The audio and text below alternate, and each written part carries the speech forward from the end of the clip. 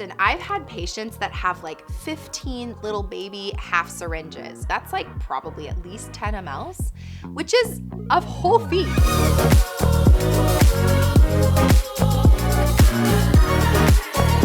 Hey everyone, I'm Sarah Lavonne and welcome back to my YouTube channel. We are finally back with the video on how to collect or harvest your colostrum prior to giving birth. So if you haven't seen part 1 on colostrum, part 2 on why you would do this and like the precautions around it, go ahead and head to the description box down below because we've linked all of those. Make sure you watch those first. But I want to give you the how-to, and we're going to talk about supplies. I'm going to remind you of a few things, and then I will just give you a caveat that this boob lost its areola and the nipple became very flat and inverted. And so I drew on the areola. So just bear with my, my fake boob that we're going to use today to fake harvest your colostrum.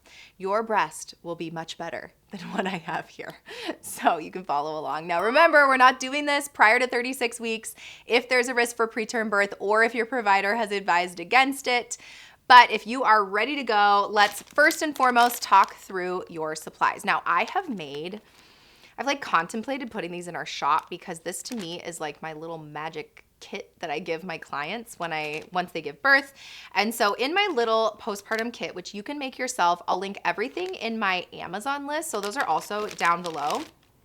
I wrote this like first few days of life little cheat. And basically it like talks through some things, including it has like links 3 different YouTube videos.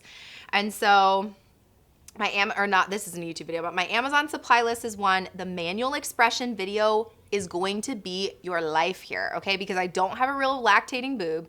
You can go over to my manual expression video and watch how to actually perform this skill. Obviously, with my very sad boob, it's not gonna work today, but I do have a real boob that I can offer you in video form. Don't believe this is public, but if you would like a video on how to feed your baby with a syringe, which we're gonna use as a part of this, let me know in the comment box down below, and maybe I can come back and do that video and make that video public for you. When you are planning to harvest your colostrum prior to giving birth, you really only need a couple of things. The third one that's like a total bonus, Haka has these little colostrum collectors that are like silicone, they're smushy, they have a little dropper at the end, and then they also pull off. They like have a bigger hole at the top that you can see here that you would actually just use and like collect directly from the nipple here, okay? And so I really like these. They are an added expense, and I also love working with what you got, and you don't need much, and I don't want you spending money that you don't potentially have. And so if this feels like a lot, don't get them, okay? But if you're like, oh, that sounds fun, let's do it. I will link that down below. Okay, so these little colostrum collectors I do give to my clients as like a tool for colostrum collection. Normally I'm handing this kit out after they give birth, and so all of this still applies prior to birth or after birth, doesn't really matter, okay? Colostrum collectors are one option, but really what you need, so basic, is a little baby syringe, and notice how small this is, and a spoon, okay? And I just used a plastic spoon. This one, of course, because I'm kind of crazy about that, is like organic and non-GMO. That's not really what it's called, but like a healthy one. A healthier spoon, biodegradable spoon. If you want to use plastic, totally up to you. But what you're gonna do is with these 2 things, these are sort of like your very basic supplies. You will watch the manual expression video and manually begin to, first of all, massage the breast. You want to prepare the breast. I also have a breast massage video, okay? And this is not how I would do it because I can't smush my breast this way, okay? I would do a little massage on the breast this way, kind of like wake them up a little bit. And then outside of the areola, I'm going to press in and squeeze, okay? And you're in and squeeze, okay? When you're doing this, you kind of like your brain actually helps you breastfeed. This is a tip for actual breastfeeding as well. But we want to like think happy thoughts and think about your baby and think about something that you love. Like think like smushy feelings inside. That will help you, okay? So then you squeeze until you start to see something, okay? It may take potentially days of doing this before you see anything at all. And it might be the days and the actual like stimulation on the breast. It may also just be the timing in your pregnancy, okay? And so you're doing this until you see a little something, something. You might get one drop, okay? That one drop, liquid gold, we are celebrating it. It is more than even I would expect, as you learned in the first video, that you really don't expect to see anything prior to labor and birth. So everything's a bonus. But then once you get that little drop, what you're gonna do is you're literally just gonna scoop it off the nipple into your spoon. Now, if it's one drop, I would go directly into the syringe. And so we're talking syringe with like the blunt tip, not like a syringe that you would use for like medications in an IV or something if you're a nurse, you know what I mean? But see how this is like a rounded tip? I'll link these down below. You can get a bunch of them. This is 1 milliliter. That's it. I would never expect you to fill one of these the first time you do this, okay? You may literally see one drop. And for one drop, you can decide if it's worth it or not to you. But if there's a few drops especially, you can literally just off the nipple with the syringe, okay? It's not gonna be pouring out or shooting against the wall or like dripping down. You won't have that much. And if you do, hallelujah, praise the Lord, like fabulous for you, but super not expected. And so instead, I'm literally just gonna like off the nipple, save as much as you can, squish, squish, squish, squish, see a little more, off the nipple, do, until you get however much. You're doing this for 5 to 10 minutes. That's it. Okay, do not overdo it. Don't like wear your nipples raw. Don't be squeezing and like forcing it out.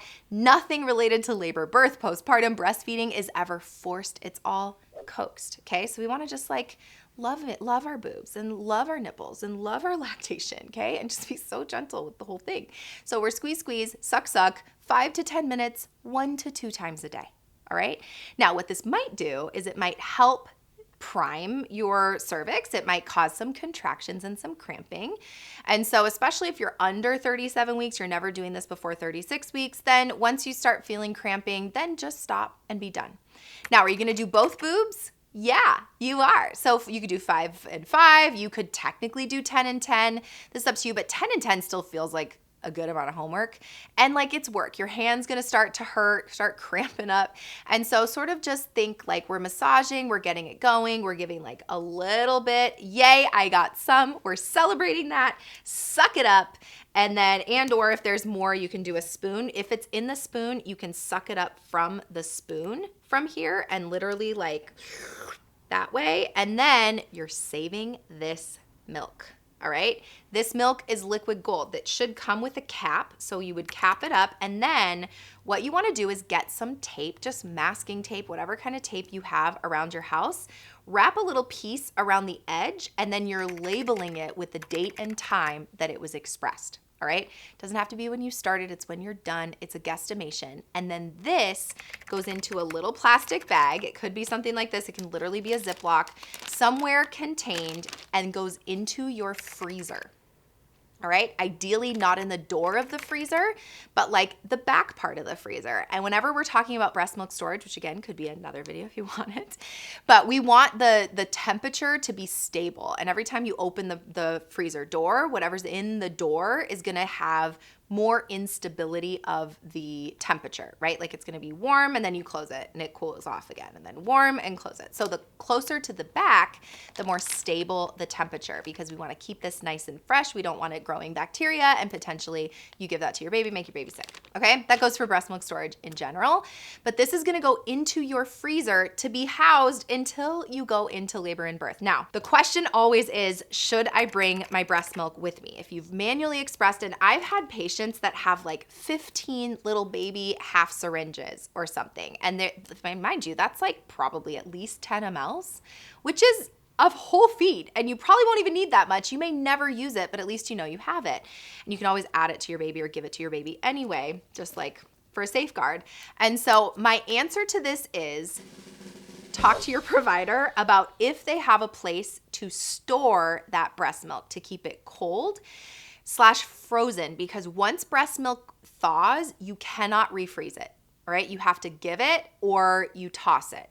And so you're sort of risking that back and forth. Now, especially in the case of gestational diabetes, which I talked about in the first video of how important it is and usually like strongly recommended by me with my clients when they have gestational diabetes to do this prior to birth. In that case, I would have someone on standby that has keys to your house that once baby's born, you could call them and be like, yeah, we need the milk, and they can rush home and grab the milk and bring it to you so that we can give it. I supported one of my staff slash somebody that works with bundle birth nurses who gave birth by cesarean, and she had done this prior to giving birth. And after birth, baby had signs of hypoglycemia, or cold stress potentially, which leads to hypoglycemia. Either way, doesn't matter. There were signs that this baby needed to eat. We were concerned about the blood sugar. And so the moment we started seeing this, we called up her sister and I think it was her sister or somebody, went home and got it and brought it to us and had it to us so quickly that we were able to use that harvested milk to help with this baby's blood sugar, okay? So it's not even, like, it's nice to have, but it may actually be medically super nice to have because the alternative in that case was either IV for the baby with like sugar, sugar water, or it's not really water, it's like sugar, that they orally take, or formula. And so if you are really, really excited about breastfeeding and you really want to set yourself up for success and exclusively breastfeed, again, this might be highly recommended for you. So then you have that little baby bit. Doesn't take much, but then you have it, you have the peace of mind, and then you've saved it, and then you have someone that can grab it. Otherwise, the problem is if the hospital doesn't have a place to store it, you might be fresh out of luck and you may end up losing the milk altogether. And if it doesn't stay cold, it potentially thaws, gets warm, and it goes bad prior to even your baby coming out. In general, because the syringes are so tiny, if it was like a big like bottle full of breast milk, that you would want to like actually thaw, but these ones, I'd literally just do this and just roll them between and like put them between there. People, I've seen them like stick them in their shirt next to their body heat, and super quickly, because they're so little and it's like so thin, it thaws super quickly in that way. If you have any other questions, make sure you drop them down below. I feel like I flew through that, and that was clearly like a very quick overview, but again, it's not that hard, and it's like once you have the right supplies, this is something you can control to kind of help set you up. And especially looking back, you're not like, dang it, I should have tried that. Instead, you can be like, I tried that, and whether you use it or not, I will say that even if you have like a half a syringe or something, your baby's eating on the breast, no problem, like give it to them anyway, right? Because either way, those extra calories, those extra nutrients are only gonna really help them. We wanna stimulate their gut. We wanna stimulate them to poop to help avoid jaundice and stimulate their whole like gut biome, set them up for life success. You got this. Now, if you want more from me, head on over to bundlebirth.com. I got lots going on over there. There's classes, there's freebies. Everything is in the description box down below. Make sure you subscribe. Share this with a friend that maybe is like getting closer to the end of their pregnancy, that maybe wants to breastfeed. This potentially can, again, like I said, set you up. Obviously, if you like the video, give it a like. And then once you have your baby, head on down to the links down below and add your baby to our wall of babies, where we can celebrate you and you can showcase everything that happened, and you can learn from other families there and then share your experience there. And then, of course, until next time, don't forget to flex and flow, and I will see you soon. Bye. There is something wrong with this boob. What happened to the areola? There's no areola on it anymore. The nipple. Oh my God, what do we do? Is this the only boob we have? This is crazy. It's so bad. It's so bad.